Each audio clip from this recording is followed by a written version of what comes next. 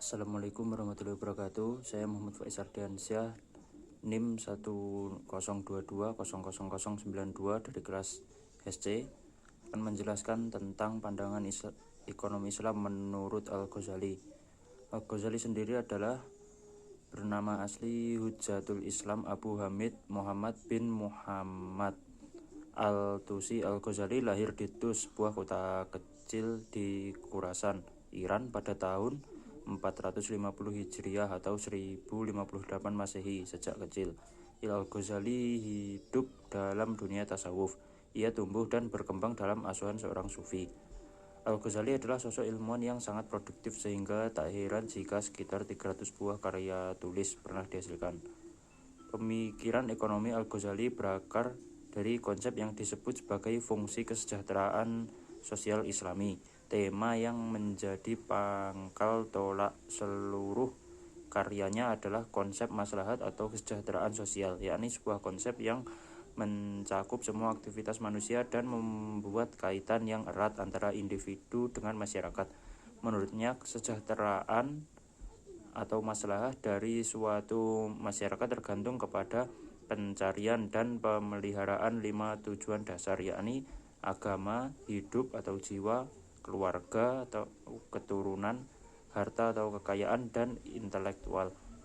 Ia menitik beratkan bahwa sesuai tuntunan wahyu, tujuan utama kehidupan manusia adalah untuk mencapai kebaikan dunia dan akhirat. Konsep ekonomi Al-Ghazali. Pemikiran ekonomi Al-Ghazali didasarkan pada pendekatan tasawuf karena pada masa itu orang-orang kaya, berkuasa, dan syarat prestis sehingga sulit untuk menerima pendekatan fikih dan filosofis. Pemahaman Al-Ghazali tentang kekuatan pasar cukup mendalam. Hal ini dilihat dari konsep-konsepnya tentang permintaan, penawaran, harga, dan laba. Mengenai perkembangan ekonomi, Al-Ghazali memandangnya sebagai sebagian dari tugas-tugas kewajiban sosial yang sudah ditetapkan Allah. Jika tidak terpenuhi, kehidupan sosial akan runtuh dan kemanusiaan akan binasa. Dalam persoalan harga dan laba, Al-Ghazali membahasnya secara bersamaan tanpa membedakan biaya dan pendapatan. Ia menganggap bahwa laba sebagai imbalan atas resiko ketidakpastian, karena pedagang menanggung banyak kesulitan dalam mencari laba dan menanggung resiko dalam proses perdagangannya. Ia sangat mengecam terhadap pengambilan laba yang terlalu tinggi.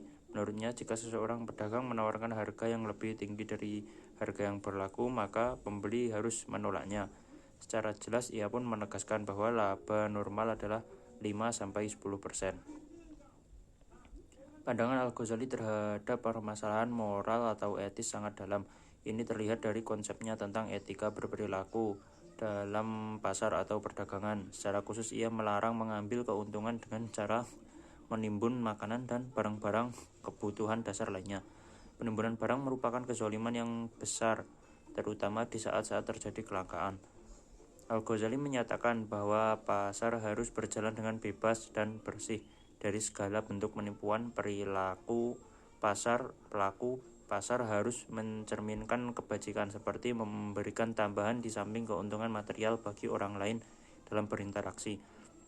Ia juga menjabarkan bahwa salah satu pengamalan kebajikan di pasar adalah bersikap lunak ketika berhubungan dengan orang miskin dan fleksibel dalam transaksi utang, bahkan membebaskan utang orang-orang miskin tertentu.